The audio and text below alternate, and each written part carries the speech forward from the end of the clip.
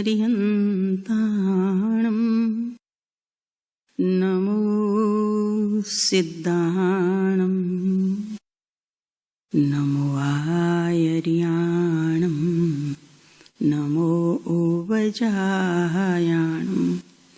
नमो लोये सव्वसाहुणम् एषो पञ्चनमुक्कारो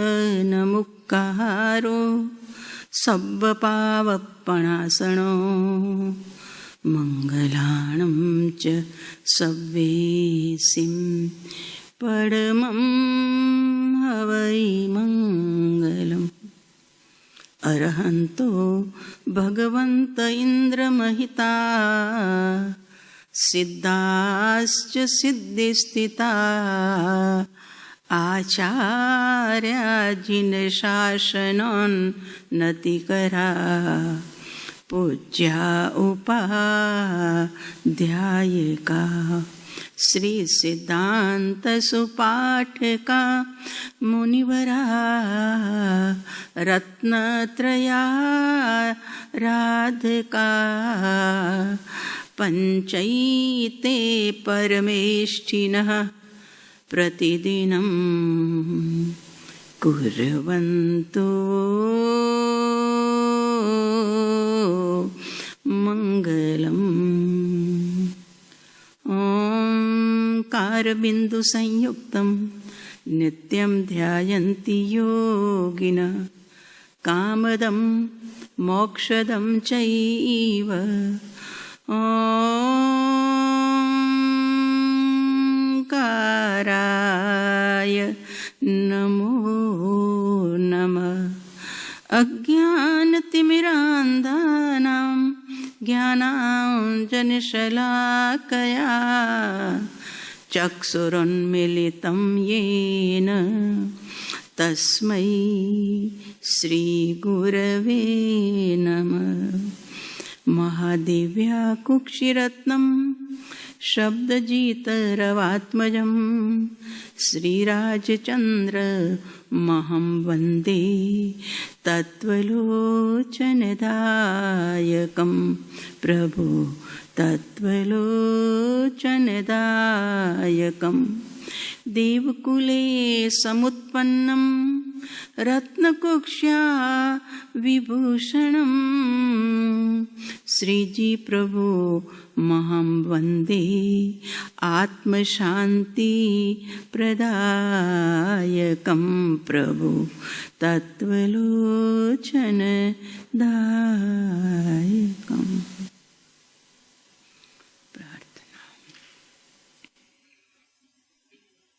કુદરતનો છે ન્યાય સનાતન આપ્યું એવું મળશે। કુદરતનો છે ન્યાય સનાતન આપ્યું એવું મળશે।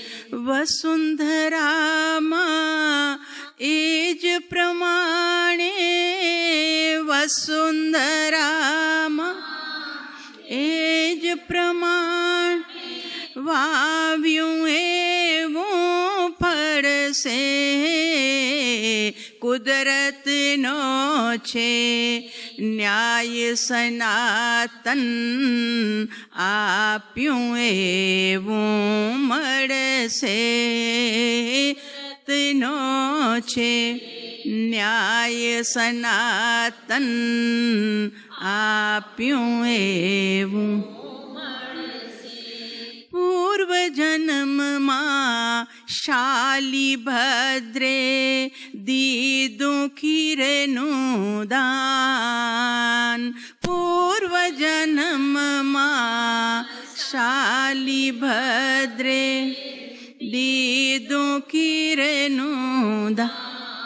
બીજા ભવમાં રિદ્ધિ સિદ્ધિ પામ્યો સુખ મહાન। બીજા ભવમાં પામ્યો સુખ મહાન। સાચી છે કહેવત સાચી છે કહેવત એવી ઠાર્યા એવા ઠરસો કુદરતનો છે ન્યાય સનાતન આપ્યું એવું દેશે કુદરતનો છે ન્યાય સનાતન આપ્યું એવું માસૂમ બાળના માથે બંધાવી ગરમ રોટી સુકુમાલે માસૂમ બાળના માથે બંધાવી ગરમ રોટી સુકુમાલ સસરા રૂપે 100 મિલ આવી માથું જલાવ્યું અંગારે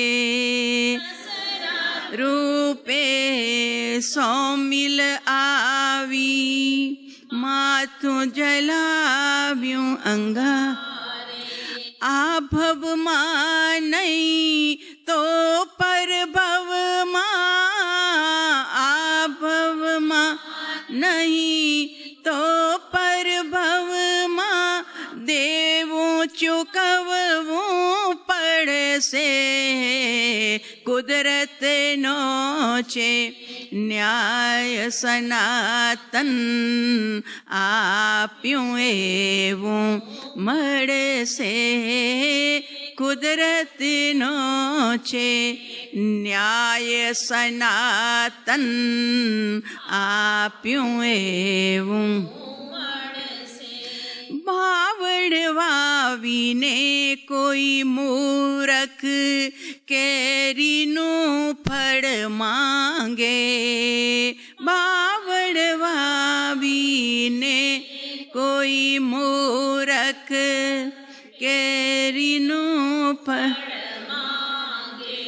ઠેર ઠેર કંટક રોપીને ફૂલની આશા રાખે ઠેર ઠેર કંટક રોપીને ફૂલની આશા રાખે ઝેર હલાહળ ઘૂંટ્યા હશે તો ઝેર હલાહળ ઘૂંટ્યા હશે તો અમૃત ક્યાંથી મળશે કુદરતનો છે ન્યાય સનાતન આપ્યું એવું મળશે કુદરતનો છે ન્યાય સનાતન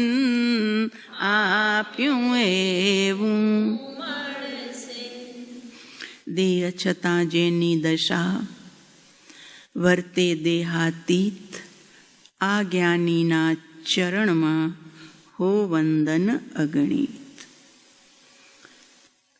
પરિહરણીયારે સુકૃતિ બિરાસવા રીતિ સમતા મહવધાય પ્રભવંતે તેરે ભૃસુમૃત શૃંખલા વિભુગુણ વિભવ બધાય પરિહરણીયારે સુકૃતિ બિરાસવા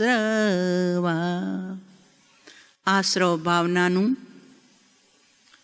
ચિંતન ચાલી રહ્યું છે અને જ્યાં સુધી આશ્રવનો બંધ ચાલુ છે આવ ચાલુ છે ત્યાં સુધી આ જીવને સંસારમાં ભટકવાનું પણ ચાલુ રહેશે સંસારનો ભટકન બંધ કરવા માટે 5 દ્વારને બંધ કરવા પડશે આપણી પાસે એ જ રોજ ચાલે છે એ જ સદગુરુદેવનો બોધ છે કે 5 દરવાજામાં સૌથી મુખ્ય દ્વાર મિથ્યાત અને એ મિથ્યાત્વના કારણે જીવ ઉપર નિરંતર આશ્રવ ચાલુ છે. અને જ્યાં સુધી મિથ્યાત્વનો આશ્રવ ચાલુ છે ત્યાં સુધી કેટલા સંયમ પાડી લીધા, કેવી ઉગ્ર તપશ્ચર્યાઓ કરી લીધી, કેટલા વિહાર કરી લીધા, બધું કર્યું, પણ છતાં આશ્રવ અટક્યો નહીં. કેમ કે ગરનારું ખુલ્લું હતું મિથ્યાત્વ સંબંધીનું. સૌથી પ્રથમ મિથ્યાત્વ જાય, પછી અવિરતિ જાય, પછી કષાય જાય, અને પછી છેલ્લે 13મા ગુણસ્થાનક સુધી યોગ નામનું આશ્રવ ચાલુ છે. 13મા ગુણસ્થાનકે પણ મન વચન અને કાયાના યોગ ચાલુ છે. તીર્થંકર દેવને પણ અને કેવલ જ્ઞાની મહાત્માને પણ. અને એ ક્યારે જાય તો કે છેલ્લે શૈલેષીકરણ જ્યારે કરે, 14મા ગુણસ્થાનકે જ્યારે પહોંચે ત્યારે સંપૂર્ણ આશ્રવ બંધ, અને છેલ્લે સિદ્ધત્વમાં આત્મા સિદ્ધ દશાને પ્રાપ્ત કરી સાદી અનંત કાળ સુધી પહોંચે છે. તો સૌથી પહેલું ઘરનારું કયું તો કે મિથ્યાત્વનું. અને એ મિથ્યાત્વ જ્યાં સુધી અડગ ઊભો છે ત્યાં સુધી બાકીના બધા અડગ ઊભેલા છે. એકના ઉપર આખો સંસાર નાચી રહ્યો છે. એટલે વિનય વિજયજી મહારાજ સાહેબ કહે છે, ભાઈ ચિંતવન કર, તારા જીવનમાંથી પરિહરણીયા રે સુકૃતિ ભી આશ્રવા. હે સજ્જન, હે સમજુ, હે શાણા, તારા જીવનમાંથી આશ્રવોને દૂર કરવા જેવા છે. પણ એ દૂર ત્યારે થશે જ્યારે તું એનું સ્વરૂપ સમજીશ કે ઓહો, મારા ઉપર આવા પ્રકારનો બંધ આવી રહ્યો છે, આવા પ્રકારના આશ્રવ આવી રહ્યા છે, મારા આત્મા ઉપર ચીપકી રહ્યા છે. એટલે આપણે ત્યાં શ્વેતાંબર સમાજમાં 3 વાક્ય છે. ક્રિયા એ કર્મ, પરિણામે બંધ અને ઉપયોગે ધર્મ. આ 3 વાક્ય. ક્રિયા એ કર્મ. ક્રિયા માત્ર કર્મ એટલે ઓલું કર્મ બંધાય છે એ નહીં, કાર્ય. રોટલી બનાવી, રસોઈ કરી, કપડાં ધોયા, દુકાને ગયા, ગ્રાહકને વસ્તુ આપી, આ બધું કાર્ય થતું દેખાય છે. જિનાલય ગયા તો ભક્તિ કરી, પૂજા કરી, દર્શન કર્યા, સ્વાધ્યાય કર્યું, માળા જપી, આ બધી ક્રિયા દેખાય છે. તો ક્રિયા તો માત્ર કાર્ય છે, કાર્ય. પણ એવું હોય ઘણી વખત કે ક્રિયા શુભ હોય અને પરિણામે બંધ, તો પરિણામ અશુભ ચાલતા હોય ભાઈ. અને કોઈની ક્રિયા અશુભ હોય, રસોઈ બનાવે છે, પણ રસોઈ બનાવતા પણ એને એ ભાવ ચાલે છે કે ઓહો, મારા ઘરે કોઈ સંતના ચરણ પડે, કોઈ સાધર્મિકના ચરણ પડે, કોઈ અતિથિના ચરણ પડે, તો પહેલાં હું એમને જમાડી યા એમને દાન આપી પછી હું મારા ભોજનની વ્યવસ્થા કરું. તો રસોઈ કરતાં કરતાં પણ શ્રાવિકા પુણ્યનું બંધ કરી રહી છે. બોલો કેવી મોટી વાત છે. ઓલો નથી શેઠની કથા તો બહુ સાંભળી છે, સાહેબશ્રીના મોઢે પણ આવી છે કે કોઈ આવી પૂછ્યું કે શેઠ છે ક્યાં ઘરમાં? તો પુત્રવધુએ જવાબ આપ્યો કે અત્યારે એ મોચીવાડે ગયા છે. હવે શેઠ અંદર ઘરમાં સામાયિક કરતા હતા, કટાસના ઉપર બેઠા હતા, અને પુત્રવધુએ જવાબ આપ્યું કે અત્યારે શેઠ ઘરમાં નથી, મોચીવાડે ગયા છે. ઝટકો લાગ્યો શેઠને કે આ મારી પુત્રવધુ આવું જૂઠું બોલે છે. હું તો ક્યારનો 2 ઘડીની સામાયિક લઈને બેઠો છું અને એ ખોટું ખોટું કહે છે, મોચીવાડે ગયા છે. કરવા દે, સામાયિકનો સમય પૂરો થવા દે, પછી એની ખબર લઉં છું. સામાયિક પાડ્યું, 2 ઘડી પૂરી થઈ ગઈ. ઉઠીને આવે છે પુત્રવધુ આગળ ગુસ્સાથી, તમને કાંઈ ભાન છે કે નહીં? શું જવાબ આપ્યો? હું તો ઘરમાં બેઠો તો ને. એવું શુભ ક્રિયા ચાલતી હતી. પુત્રવધુ કીધું, પિતાજી સાચું કહેજો, મેં જ્યારે જવાબ આપ્યો ત્યારે આપના મનમાં શું પરિણામ ચાલતા હતા? આપનું લક્ષ્ય ક્યાં હતું? મેં આપને જોયા તો આપનું ધ્યાન આપના તૂટેલા જૂતા ઉપર હતું. તો આપ એમ જ વિચારતા હતા ને કે આ સામાયિક પૂરી થાય એટલે હું મોચીવાડે જઈશ અને જૂતાને સંધાવીને પાછો આવીશ, વિચાર કરતા હતા કે નહીં?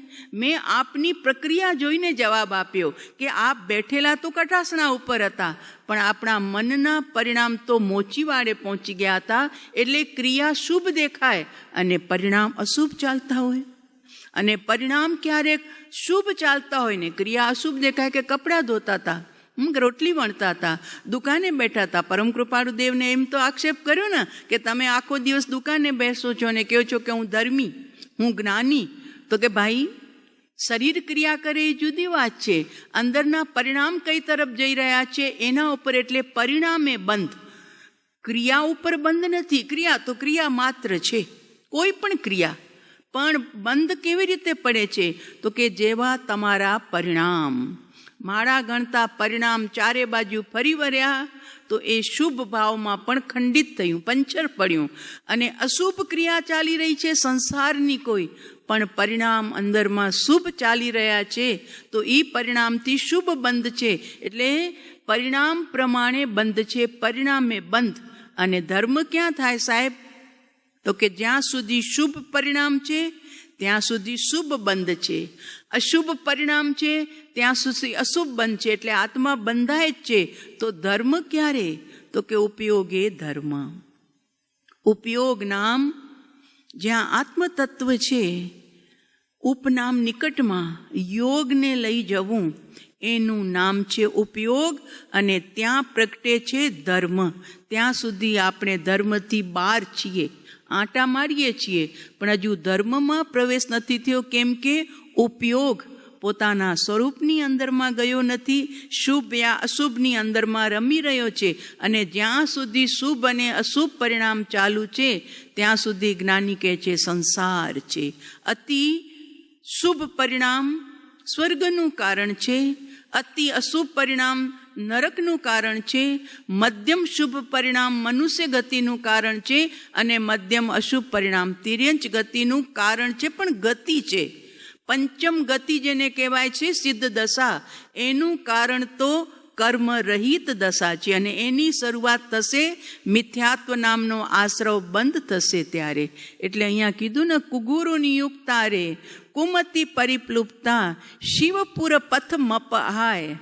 કુગુરુએ આજ સુધી તને કુમતિના માર્ગે તને લઈ ગયા છે, ખોટા રસ્તે. ધર્મ પણ ખોટો બતાવ્યો, કે જેનાથી મુક્તિ નહોતી મળતી એને તને ધર્મ બતાવી દીધો. આશ્રવમાં ધર્મ કદી હોય નહીં, આશ્રમમાં તો સંસાર છે. પણ છતાં તને કુગુરુઓએ, એટલે મિથ્યાત્વ બે પ્રકારનું છે ને, એક ગૃહિત મિથ્યાત્વ અને એક અગૃહિત. અગૃહિત એટલે અનંતકાળથી સાથે ચાલ્યું જ આવે છે. શરીર તે હું, શરીર તે મારું, શરીરને લાગેલા સગાવાલા મારા, શરીરને મળેલું ધન ધાન્ય ખેતર જમીન જાયદાદ દુકાન બધું મારું. આ બધું અગૃહિત મિથ્યાત્વ અનાદિથી જીવ સાથે લઈને ચાલી રહ્યો છે. અને જે કુલમાં જન્મ્યો, જે જ્ઞાતિમાં જન્મ્યો, ત્યાં પાક્કું કર્યું કે આજ મારા દેવ, આજ મારા ભગવાન, આજ મારો ધર્મ, એ ગૃહિત મિથ્યાત્વ નવું ગ્રહણ કર્યું. એટલે એ કોણ ગ્રહણ કરાવે છે? કુગુરુ. કારણ કે સત્ય વાત તો માત્ર સદગુરુ પાસે જ મળશે, કે જે સ્વયં સાચા દેવને ઓળખી શક્યા છે, સાચા ગુરુને ઓળખી શક્યા છે, અને સાચા ધર્મને ઓળખી શક્યા છે, અને સ્વયં અનુભવ કરીને બેઠા છે. એવા સંતના ચરણમાં, એવા સદગુરુના ચરણમાં સાચી વાત મળશે. બાકી તો પરમ કૃપાળુ દેવે લખ્યું કે આખું જગત મિથ્યાત્વની સેવા કરી રહ્યું છે. આખું જગત, કોઈને બાકી ન રાખ્યા. આખું જગત મિથ્યાત્વની સેવા. કેમ કે સત્ય વસ્તુનું જ ભાન નથી. ધર્મ કરનારાને પણ ખબર નથી કે અમે ધર્મ કરી રહ્યા છીએ કે કર્મ કરી રહ્યા છીએ. બહુ પુણ્ય કરો ધર્મ થશે, બહુ પુણ્ય કરો ધર્મ થશે. ભાઈ, પુણ્ય કેટલા બી કરીએ પણ એ ધર્મ નથી, એ આશ્રવ છે. આત્મા ઉપર બોજો છે, આત્મા ઉપર આવરણ છે. સંવરમાં ધર્મ છે. એટલે તો આચાર્ય હેમચંદ્રસુરી મહારાજ સાહેબે વિતરાગ સ્તોત્રમાં લખ્યું, આશ્રવો ભવ શિવ સંવર, આશ્રવો ભવ હેતુ સ્યાત, સંવરો મોક્ષ કારણમ. જો આચાર્ય ભગવંત કલિકાલ સર્વજ્ઞનું જેમને બિરુદ મળ્યું હતું, એવા આચાર્ય ભગવંત પરમાત્માની સ્તુતિ કરતા આ વાત લખી કે આશ્રવ ભવ હેતુ સ્યાત. સંસારનું કારણ આશ્રવ છે, અને મોક્ષનું કારણ તો કે સંવરો મોક્ષ કારણમ. સંવર ભાવના આવશે એની વાત પછી આપણે કરશું. અત્યારે આશ્રમની ચાલુ છે અને આશ્રમમાં પણ પાછા નિકાચિત ને અનિકાચિત બે પ્રકારના કર્મ, એમાં પાછા શુભ ને અશુભ.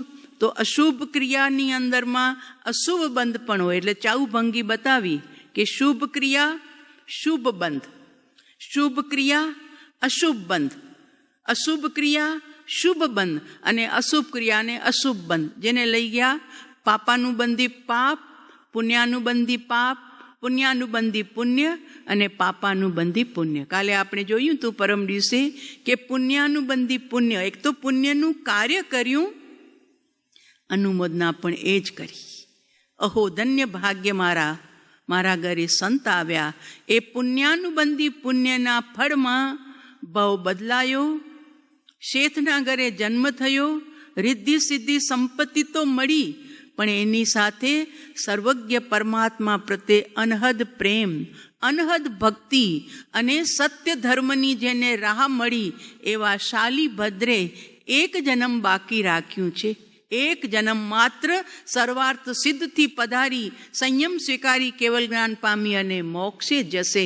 આનું નામ છે પુણ્યાનુબંધી પુણ્ય, અનુબંધ પણ પુણ્યના. અને બીજો દ્રષ્ટાંત આપણે જોયો અડધો કે મમ્મણ શેઠનો જીવ દાન આપી દીધું, ખુશી ખુશી દાન આપી દીધું તું, પણ દાન આપ્યા પછી ખોલ્યું.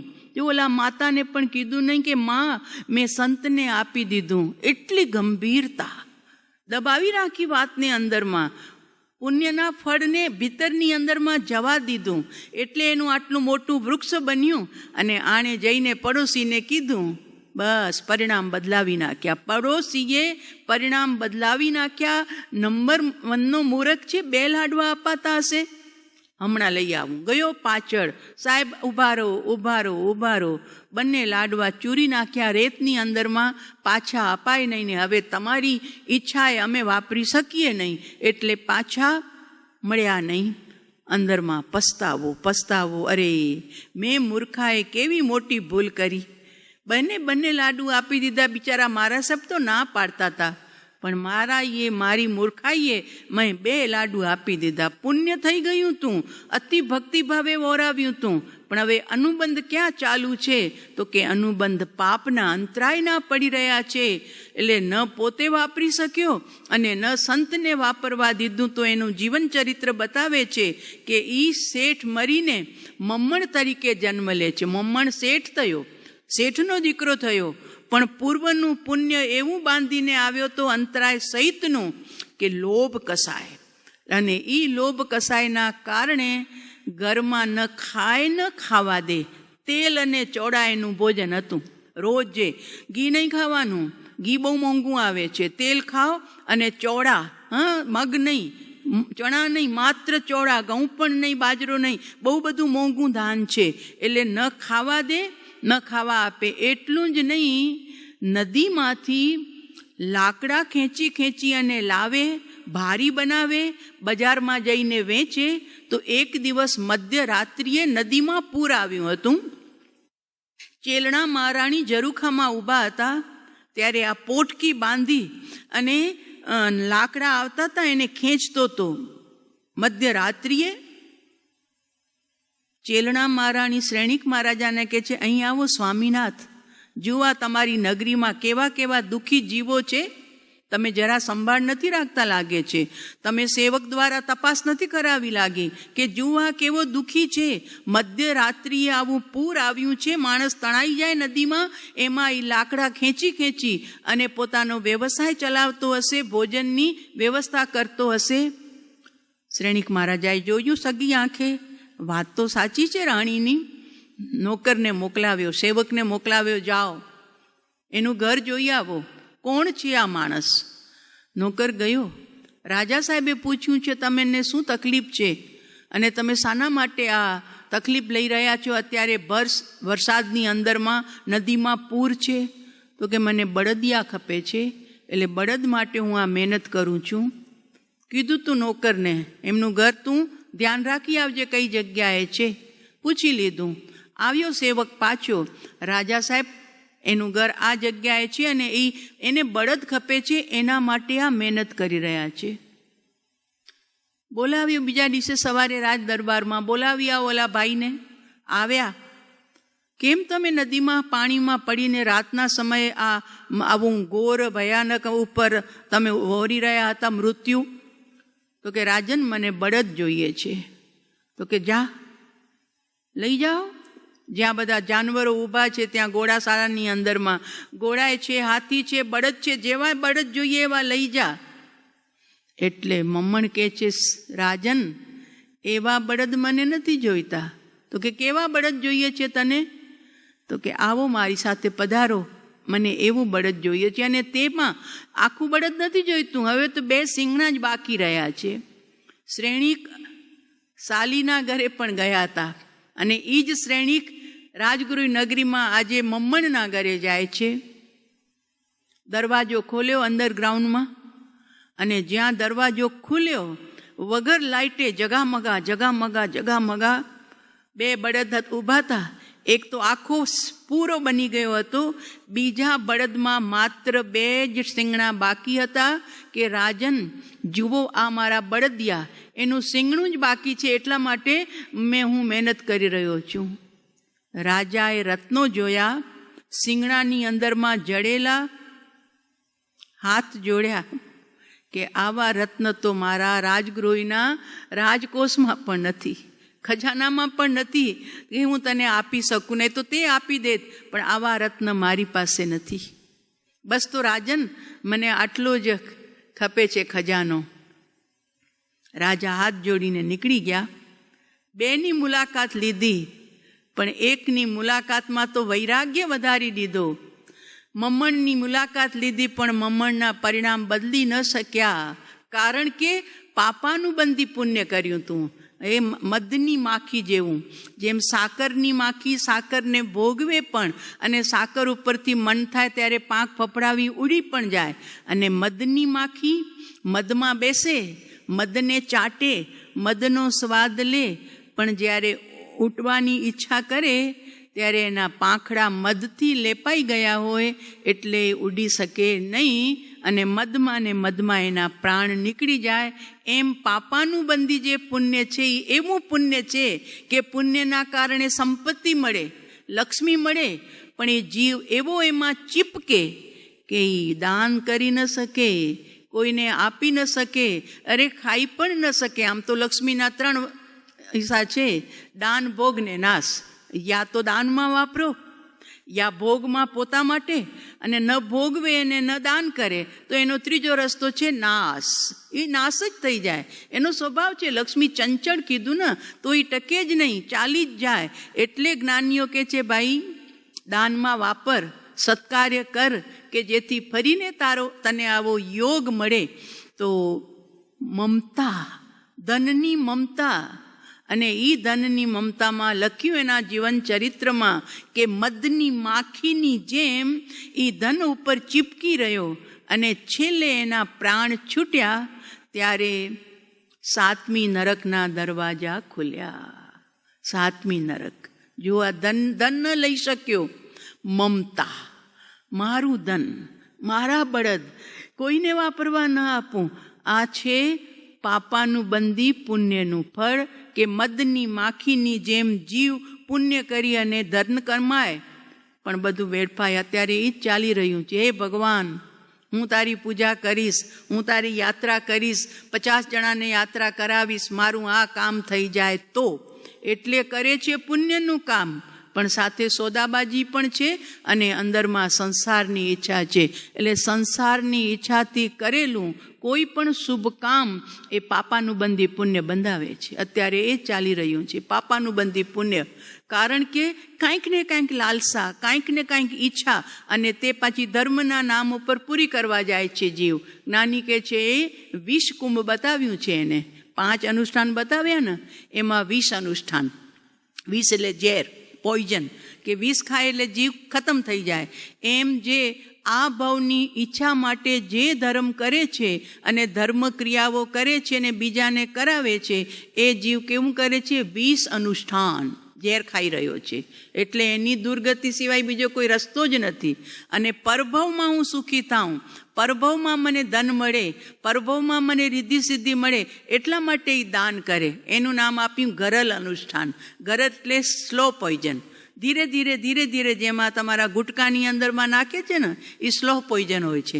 સીધું મારીને નાખે, પણ ધીરે ધીરે ધીરે ધીરે જડબાની અંદરમાં, જીભની અંદરમાં, તાળવાની અંદરમાં રોગ પ્રગટાવે અને પછી ભગવાનના ઘરે બિચારો વયો જાય. તો એ સ્લો પોઈઝન છે. તો સ્લો પોઈઝન એટલે ધીરે ધીરે મારનારું ઝેર. એમ પરભવ માટે જે ધર્મ કરે છે, એટલે ધર્મ ક્રિયાઓ કરે છે સંસારના આશાએ, એ જીવને કયું અનુષ્ઠાન કીધું? તો કે કરતો દેખાય, ખૂબ ધર્મ કરતો દેખાય, ધન વાપરતો દેખાય, પણ એનું અનુષ્ઠાન ગરલ અનુષ્ઠાન છે. ધીમું ઝેર છે, એ પણ સંસારમાં જ રખડાવનાર છે. કારણ કે એની અંદરમાં જે ઈચ્છા છે એ મુક્તિની નથી, સંસારની ભાવના તીવ્ર પડી છે. એટલે પાપાનુબંધી પુણ્ય બાંધે છે, પણ અનુબંધ પાપના નાખે છે. અને ત્રીજું છે પુણ્યાનુબંધી પાપ. પૂર્વના ઉદય હોય, પાપમાં જન્મ મળે, પાપીના ઘરે જન્મ મળે, પાપ કરવું પડે. સંસારમાં છો તો તમે પણ છો સંસારમાં, તો તમને રસોઈ કરવી પડે, કપડાં ધોવા પડે, અગ્નિ સળગાવવી પડે. તો એ બધા પાપના કાર્ય છે. પણ એ કાર્ય કરતાં પણ તમારી ભાવના ઉપર વધુ જોર રહે છે કે તમે એ કાર્ય કરતાં અંદરમાં ભાવ કયો છે કે ઓહો, મારા ઘરના 5 મેમ્બર, બધાને મારે જમાડવા છે, બધાની સુધા મારે શાંત કરવાની છે. અને એ સુધા શાંત થશે તો એ કાંઈ ધર્મ કાર્ય કરી શકશે? અમારા માટે બનેલી રસોઈમાંથી કોઈ સંત અતિથિ આવી જશે, કોઈ સાધર્મિક આવશે, એને હું દાન આપી શકીશ. જો સમય પ્રમાણે હું રસોઈ કરી શકીશ તો કાર્ય ચાલે છે સંસારનું, પણ અંદરમાં ભાવના ચાલે છે કોકને દેવાની. તો તે સમયે તમારી રસોઈનું કાર્ય આમ તો પાપનું છે, છતાં પુણ્યનું કાર્ય થઈ જાય છે. એમ દુકાને ધર્મ પાપ, પૈસો કમાવો એ પાપ લખ્યું છે શાસ્ત્રમાં, પણ પૈસો કમાવો એ પાપ છે.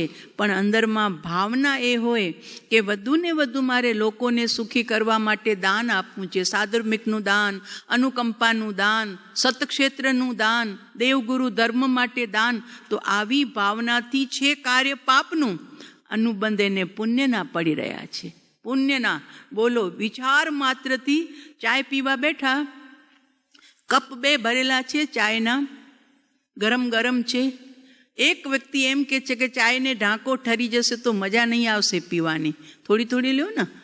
રકાબીમાં પહેલાં પીતા, હવે તો કે બધા સીધા કપ જ માંડે છે. રકાબી તો ફેશન માટે જ રહે છે ખાલી. પણ નહીંતર અંદરમાં માખી પડશે, અરે નહીં ઢાંકશું તો ઠંડી જશે, ઠરી જશે તો પીવાની મજા નહીં આવે, માટે ઢાંકો. હવે બીજો વ્યક્તિ બેઠો છે, એ ધર્મિષ્ઠ બુદ્ધિવાળો છે. એ કહે છે ભાઈ જરાક રકાબીને ઢાંકવા માટે ડીશ આપજો ને, પ્લેટ આપજો ને, આ ચાયમાં એટલી ગરમ છે ને ક્યાંક જીવજંતુ, માખી, મચ્છર ઉડીને પડશે તો બિચારું મરી જશે. બંને ક્રિયા એક જ કરી છે, બંને ચાયને ઢાંકી છે, પણ એકમાં પોતાના સ્વાદની વાત છે, ઠરી ન જાય એનો ભાવ છે, એટલે એણે ક્રિયા કરી ઢાંકવાની પણ બંધ, પાપનો બંધ, અને એકે ક્રિયા કરી બંધ કરવાની પણ એમાં પુણ્યનો બંધ થઈ ગયો. વાત એક જ છે, પણ છતાં તમે સવારે સ્નાન કરો છો, સ્નાન કરવું રાગનું કાર્ય છે, રાગનું કાર્ય છે એટલે પાપનું કાર્ય છે. પણ અંતરમાં ભાવના હોય કે જલ્દીમાં હું મારા દેહની શુદ્ધિ કરું, કારણ અભિષેકનો સમય થઈ ગયો છે, પ્રભુ અભિષેકનો અને સ્પર્શનો સમય થઈ ગયો છે. હું જલ્દી પ્રભુના દરબારે જાઉં શરીર શુદ્ધિ કરીને. હવે શરીર શુદ્ધિનું કાર્ય તમારું થઈ રહ્યું છે, પણ પરિણામ તમારા ત્યારે પ્રભુમાં છે. મારે જલ્દી જિનાલયે પહોંચવું છે, જલ્દી મને પ્રભુનો સ્પર્શ મળશે, પ્રભુનો અભિષેક કરવાનું મારે કાર્ય કરવાનું છે. તો ત્યાં બાથરૂમમાં પણ તમને પ્રભુની સ્મૃતિ થઈ તો કાર્ય થઈ રહ્યું છે પાપનું, અને તમે બાંધી રહ્યા છો પુણ્ય. બોલો કેવી આ રમત છે ભાવોની. એટલે જ્ઞાની કહે છે કે પાપનું કાર્ય હોય અને અનુબંધ પુણ્યનું પડી શકે. દૃષ્ટાંત આપ્યું, હરિબલ જે માછીમારીનું કામ કરતો હતો, એક જ એનું કામ હતું, બિચારાનું સવાર પડે જાળ લે અને માછી પકડવા જાય અને માછી વેચી અને જીવન ચલાવે. એમાં જંગલમાં સંત આવ્યા. સંતે એને જોયો, સંતને પ્રણામ કર્યા. બહુ દુઃખી છું બાવાજી, અરે ગુરુદેવ, હું બહુ દુઃખી છું. તો કે દુઃખને દૂર કરવું છે? તો કે મારી પાસે કંઈ છે જ નહીં, હું કેવી રીતે દુઃખને દૂર કરું? તો કે નિયમ લે. શેનો નિયમ? તો કે તારે આ મચ્છીમારી તું કરે છે ને, એ તો સંપૂર્ણ દુઃખનું કારણ છે. જીવોને તું ત્રાસ આપે છે. તો કે બાપુ, પણ મારું એ તો વ્યવસાય છે, એ ન કરું તો મારો બાલ બચ્ચા પરિવાર બધા દુઃખી ભૂખે મળે કે, એટલે મારે એના સિવાય તો છૂટકો નથી, બીજો મારી પાસે કોઈ વ્યવસાય નથી. પણ એટલો નિયમ લે કે તારી ઝાડ નાખે ને, એમાં પહેલી જે પણ આવે માછલીઓ, એ માછલીઓને તારે છોડી દેવાની પાછી પાણીમાં. પછી તું તારું જાણ, પણ પહેલો નિયમ લઈ લે કે પહેલી વખતની ઝાડમાં જેટલી માછલી આવે એ બધી તારે મૂકી દેવાની. હા, આ તો બનશે કે મારાથી? આ બનશે. તો કે લઈ લે નિયમ. યુવા માછીમાર, હરિબલ મચ્છી ના હતું એનું. પચખાણ લીધા ગુરુદેવની પાસે, ઝાડ નાખવા ગયો. બીજા દિવસે ઝાડ નાખી પાછી ખેંચી જ્યારે પાણીમાંથી, એક મોટી માછલી આવી હતી અંદરમાં, બહુ વજન હતું. એને લાગ્યું કે આજે બહુ મચ્છીઓ પકડાઈ છે, પણ નિયમ છે મારો. ગુરુદેવે કીધું છે પહેલી વખતની ઝાડ ખાલી કરી નાખજે. તો મોટી માછલી આવી, એણે ઝાડમાંથી બહાર કાઢી. હવે પાછી એ પકડાશે તો ખબર ન પડે ને, એટલા માટે એને એક લીરી કાઢી પોતાના કપડામાંથી કાંઈક, અને એક લીરી એના ગળાની અંદરમાં બાંધી નાખી, કે જેથી ફરી ફરી એ માછલી પાછી આવી ન જાય. એટલા માટે મૂકી દીધું પાણીની અંદરમાં. પાછી વહી ગઈ એ માછલી, ખુશ છે. ઓહો, મારા જેવા પાપીને આ પાપના ધંધામાં સંત મળ્યા તો પુણ્યનું કાર્ય કરાવી ગયા. આવડી મોટી માછલીનું જીવતદાન મળી ગયું, નહીં તો હું તો એને બિચારીને પૂરી કરી નાખું. ખુશ છે, બહુ અંદરથી ખુશ છે. અનુમોદના ચાલુ છે કે ઓહો, ધન્ય ગુરુદેવ, ધન્ય એ સંત કે જેમણે મને આ પાપના કાર્યમાં પુણ્ય સુજાડી ગયા. ફરી ઝાડ નાખી, ફરી ઝાડ નાખીને ફરી ખેંચી, એ જ માછલી. આ તો નિશાન રાખ્યું તો એટલે ખબર પડી ગઈ. તો કે આ તો ફરી એ જ માછલી આવી, પાછી પાણીમાં છોડી દીધી. ત્રીજી વખત, ચોથી વખત, પાંચમી વખત, સવારથી સાંજ સુધી ઝાડ નાખતો રહ્યો, પણ બીજી માછલી જ પકડાણી નહીં. એ જ માછલી.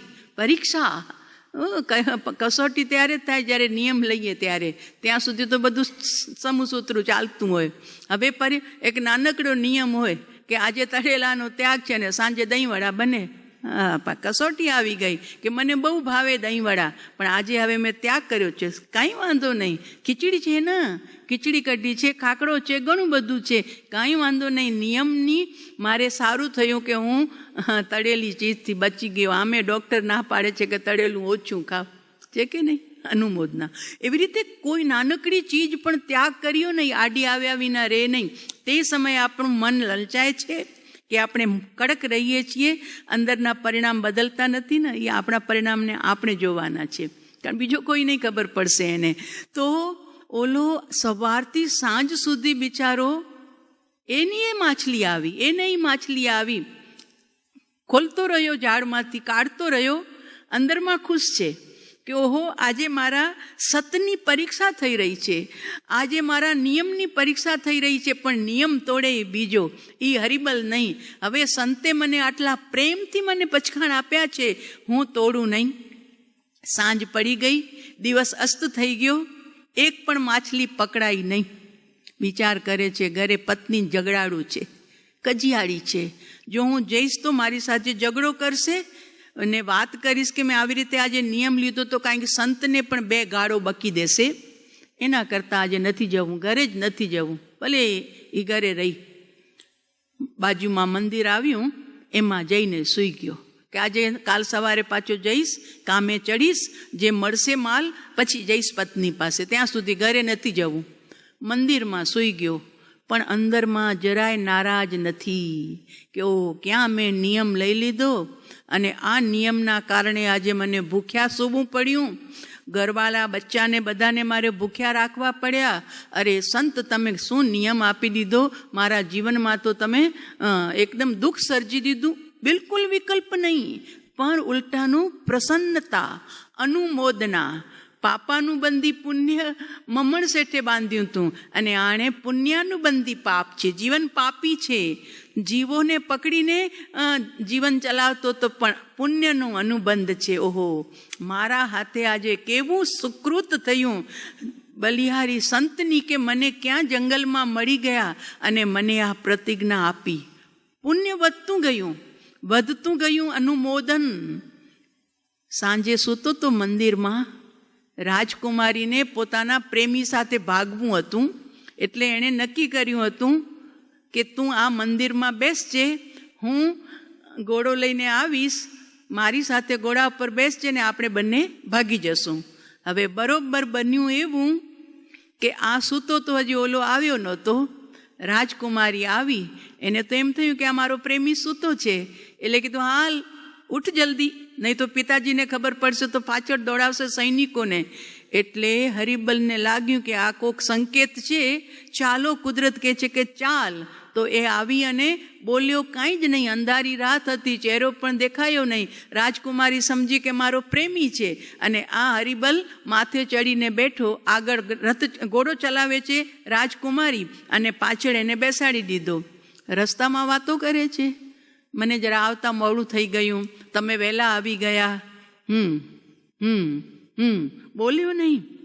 એને લાગ્યું કે રોજ તો મારો પ્રેમી કેટલી મારી સાથે વાતો કરતો હતો, આજે કંઈ ગભરાઈ ગયો લાગે છે એટલે એ વાત નથી કરતો. પણ જ્યારે સવાર પડી, પ્રકાશ થયો અને જ્યાં મોઢું જોયું, અરે આ તો બીજો આવી ગયો કોઈ. કાંઈ વાંધો નહીં, મારા નસીબમાં હતું એ મને મળ્યું છે, હવે કોઈ અફસોસ નહીં. એણે બધી ખુલ્લીને વાત કરી કે જો આવી રીતે હું આવી હતી મારા પ્રેમી સાથે ભાગવા માટે, પણ તમે મારી સાથે આવી ગયા તો હવે કોઈ વાંધો નહીં, એના બદલે તમે. અને ત્યાર પછી બહુ લાંબી કથા છે. પછી એક નપુત્રીઓ રાજા મરી ગયો હતો, એના માટે હાથણી શણગારી હતી. હાથણી જેના ઉપર કરસ ઢોળે એ રાજા બને.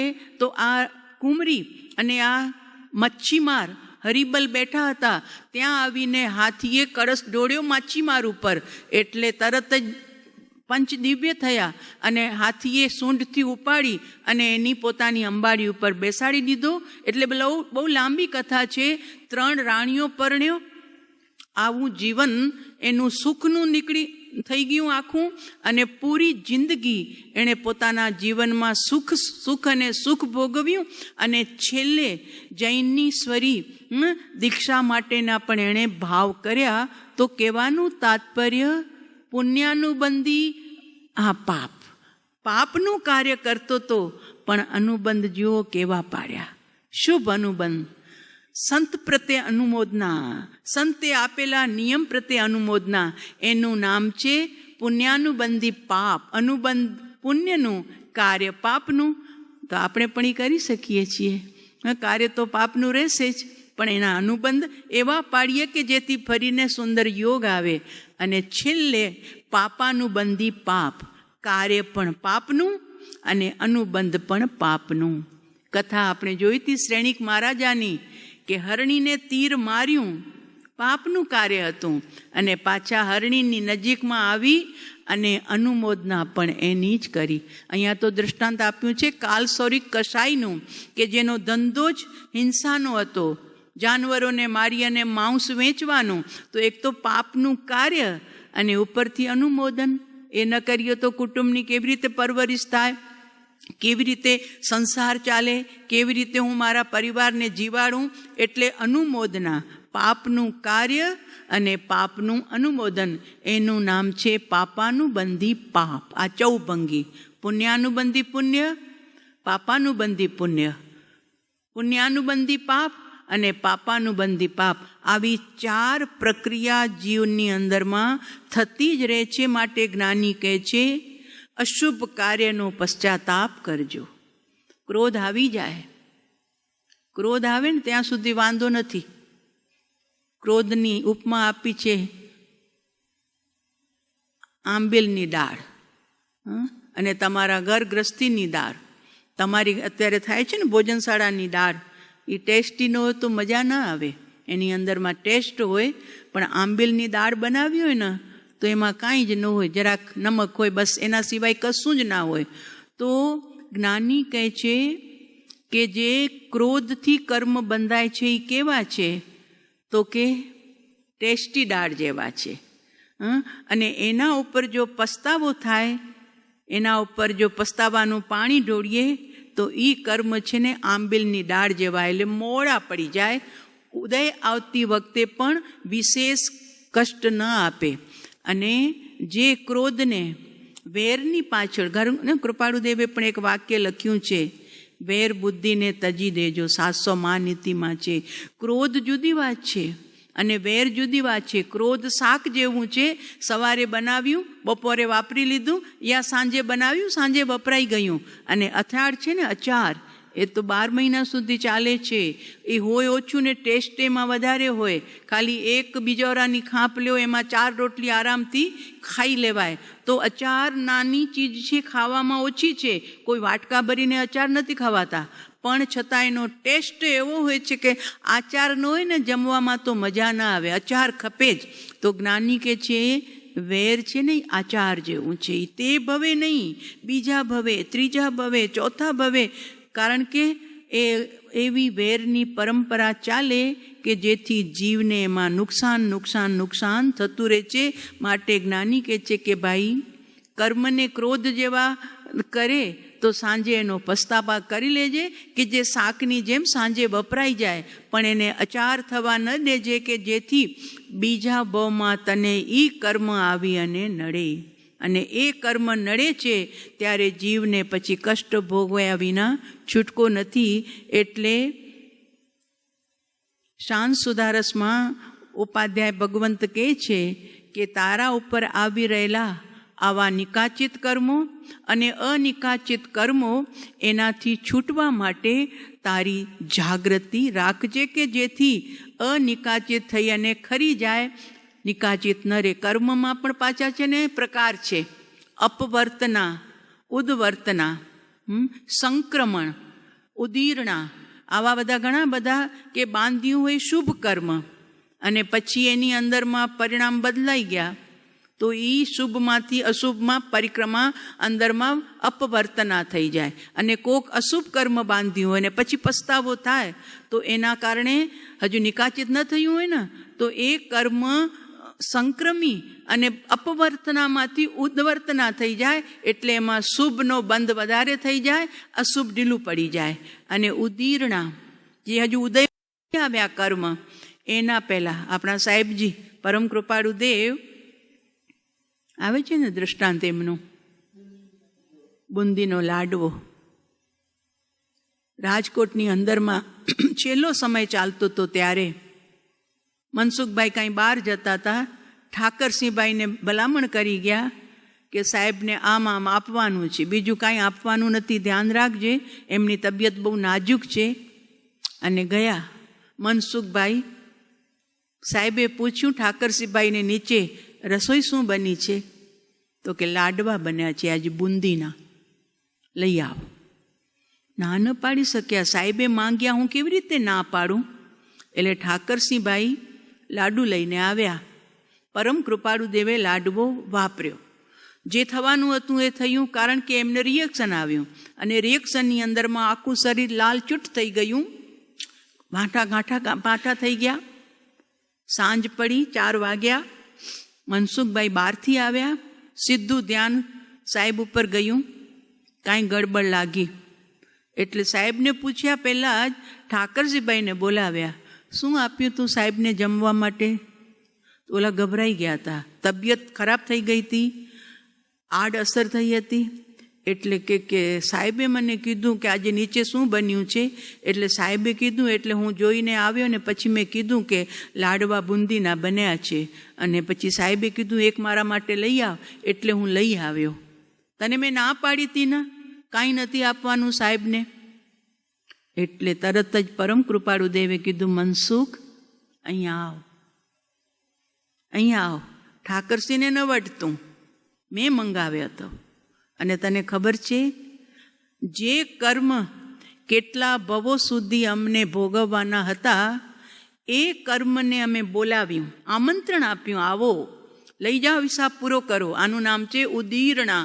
કર્મને બોલાવ્યા, કારણ કે નહીં તો જો ઉલટી ચીજ ના આપે તો સમૂહ ચાલતું હતું, પણ એ કર્મને બોલાવવા માટે ઉલટી ચીજ વાપરી એટલે કર્મ ઉદયમાં આવ્યા એટલે ખેંચીને બોલાવ્યા. અને એ કર્મ અમે કેટલા ભાવ સુધી ભોગવવાના હતા એ કર્મોને અમે આ 4 કલાકની અંદરમાં સમતા ભાવે પૂરા કરી લીધા છે. બધા ખંખેરી નાખ્યા છે.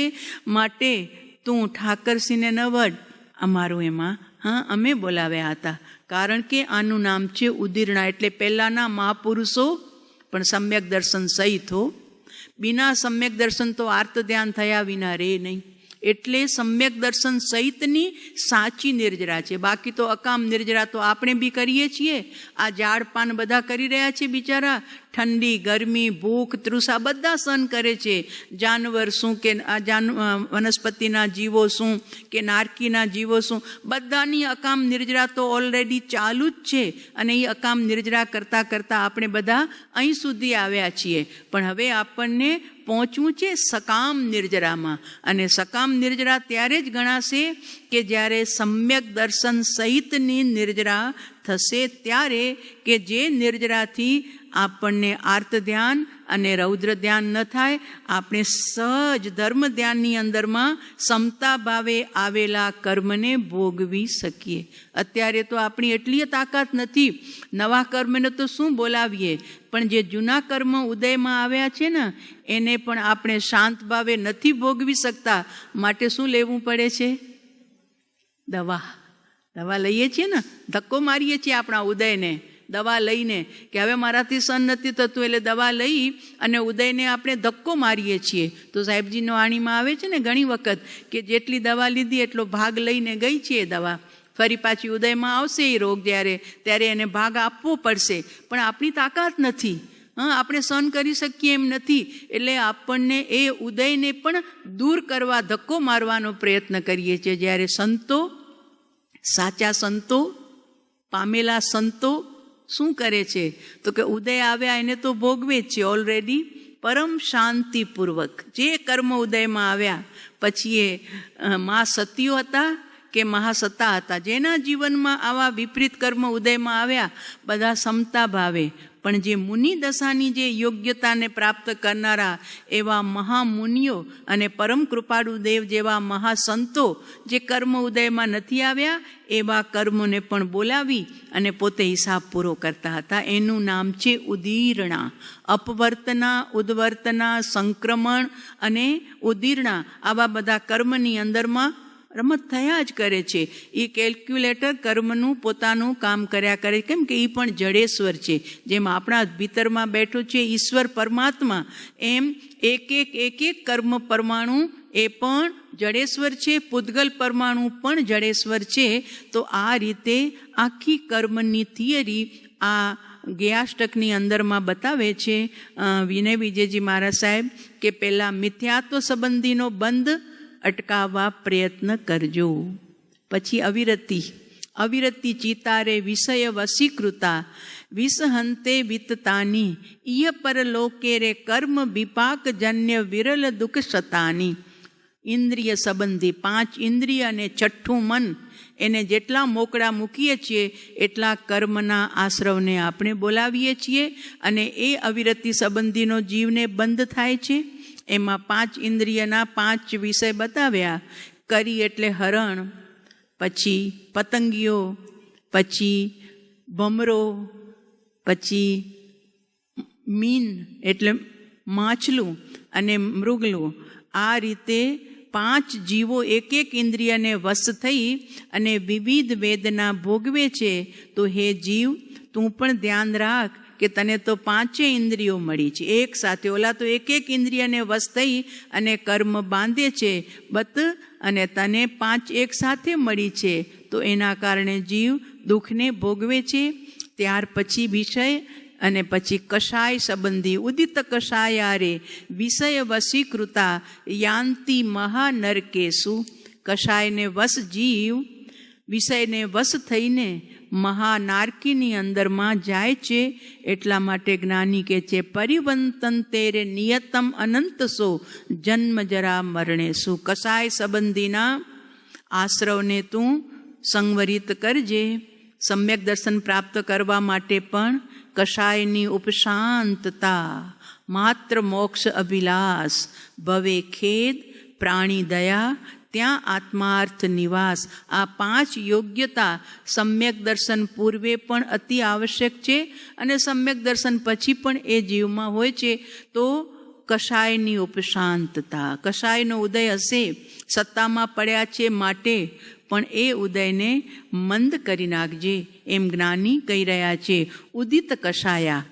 પછી મનસા વાચારે વપુસા ચંચલા દુર્જય દુરિત ભરેણ ઉપલિપ્યંતેરે બત આશ્રવ જહે યતતામ કૃતમ અપરેણ.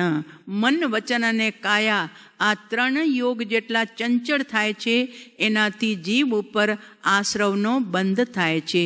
એટલે મનની સંલિનતા, વચનની સંલિનતા અને કાયની સંલિનતા, ત્રણેયને સંલિન કરવા માટેનો પ્રયત્ન કરીએ આપણે. કારણ કે આપણા સાહેબજી પ્રયોગ બતાવે છે અને એ પ્રયોગમાં બસ શું કરવાનું છે? માત્ર જ્ઞાનને જાગૃત રાખીએ, મનના વિચારોને પણ જતા કરીએ. એ આવે છે, એ જાય છે, એમાં આપણા જ્ઞાનને ભેળવીએ નહીં. શરીર સ્થિર, વાણી મૌન અને મનનો ઉપયોગ જતું કરીએ. માત્ર જ્ઞાન, આજ હું છું, આજ છું, બસ માત્ર છું. તો આ રીતે જેટલી વાર આપણે મન, વચન અને કાયાની સંલિનતા કરી અને જ્ઞાનને પકડવાનો પુરુષાર્થ કરશું તો એ આપણા માટે જીવનની સાચી મૂડી હશે, ઉત્કૃષ્ટ મૂડી હશે અને જેના દ્વારા જીવ કર્મના આ પડલોને દૂર કરી શકશે. એટલે સૌથી બેસ્ટ આ પ્રયોગ આપણને વારંવાર આપણા સાહેબજી બતાડી રહ્યા છે. જ્ઞાનને પકડી લ્યો, આ જ હું, બસ બીજું કોઈ જ નહીં. કારણ કે આખા દેહ દેવલમાં બીજું કોઈ છે જ નહીં. આત્મસિદ્ધિજીની ગાથા છે ને, દેહ ન જાણે તેહને, જાણે ન ઇન્દ્રિય પ્રાણ, આત્માની સત્તા વડે તેહ પ્રવર્તે જાણ. આત્માને શરીર નથી જાણી શકતું, ઇન્દ્રિયો નથી જાણી શકતી અને 10 પ્રાણ પણ નથી જાણી શકતા. કારણ કે બધા જડ છે, એ ન જાણે. પણ આત્માની સત્તા વડે તેહ પ્રવર્તે જાણ. ઉલટું આત્મા મોજૂદ છે તો શરીર જીવંત દેખાય છે, આત્મા મોજૂદ છે તો ઇન્દ્રિયો પોતાનું કામ કરે છે અને આત્મા મોજૂદ છે તો 10 પ્રાણ જીવંત છે. 5 ઇન્દ્રિય, મનબળ, વચનબળ, કાયબળ, શ્વાસોશ્વાસને આયુષ્ય, આ 10 પ્રાણ કોના કારણે જીવંત દેખાય છે? તો ચૈતન્ય ભગવાનના કારણે. એટલે આત્માની સત્તા વડે તેહ પ્રવર્તે જાણ. આ 10 પ્રાણ, 5 ઇન્દ્રિય અને શરીર, આ બધું જો જીવંત દેખાય છે એ એક તો તું છો, એ જ તો તું છો. બસ તારી વિદાય બધું ડેડ. ડૉક્ટર કહી દેશે ડેડ, કાંઈ નથી હવે. તો એક મારી હાજરીએ બધા જીવંત છે તો હું એને પકડું ને. બસ જ્ઞાન માત્ર હું છું, જ્ઞાન માત્ર, એડીથી ચોટી સુધી હું જ છું. અને એ જ જ્ઞાનને સદગુરુ ભગવાન આપણને પકડાવી રહ્યા છે. બસ એટલા માટે સદગુરુની જીવનમાં આવશ્યકતા પડે છે. બાકી બોધ તો કોઈ પણ ગુરુ, ધર્મગુરુ આપે છે, નિયમમાં જોડવા માટે, પ્રતિજ્ઞામાં જોડવા માટે, એ બધું તો બહારમાં બી મળે. પણ આટલી સૂક્ષ્મ દશા ને આટલી સૂક્ષ્મતા કે જે આપણું જ્ઞાન મન, વચન, કાયાની વચમાં જીવંત છે, એવા જ્ઞાનને પકડાવે. એટલે અનન્ય શરણના આપનાર એવા શ્રી સદગુરુદેવને અત્યંત ભક્તિથી નમસ્કાર. અનન્ય શરણ, અન્ય નહીં અનન્ય. તો અનન્ય શરણ એ આપણું પોતાનું જ્ઞાન અને એ જ્ઞાનમાં આપણને ઊભા રાખવા જે જ્ઞાનીઓ કરુણા કરે છે. બસ તો આ 5 પ્રકારના આશ્રવ, મિથ્યાત્વ, અવિરતિ, કષાય અને યોગ અને પ્રમાદ તો બધાની સાથે જોડાયેલું છે. આ 4થી જીતવા માટે કોણ? તો કે તારું જ્ઞાન. શુદ્ધ યોગારે યદપિ યતાત્મના શ્રવંતે શુભ કર્માણી. જો કે તારા શુભ યોગ કર્મ આશ્રવ કરશે શુભ કર્મને તો કાંચન નીગળા, એ તારા માટે સોનાની બેડી છે, માટે એનાથી પણ બચવા માટે પ્રયત્ન કરજે. વિનય વિધાય વિધાય શાંત સુદારસ પાનમ અનારતમ. નિરંતર તું શાંત સુદારસનું પાન કરજે અને તારા આત્માની અંદરમાં એવા અમૃતનો તું આસ્વાદ લેજે. એવી પરમ પવિત્ર મંગલ ભાવના સાથે આજે આશ્રવ ભાવના પૂર્ણ કરું છું. હવે આવશે સંવર ભાવના, જે આપણે અવસરે જોશું. આજે આટલું જ.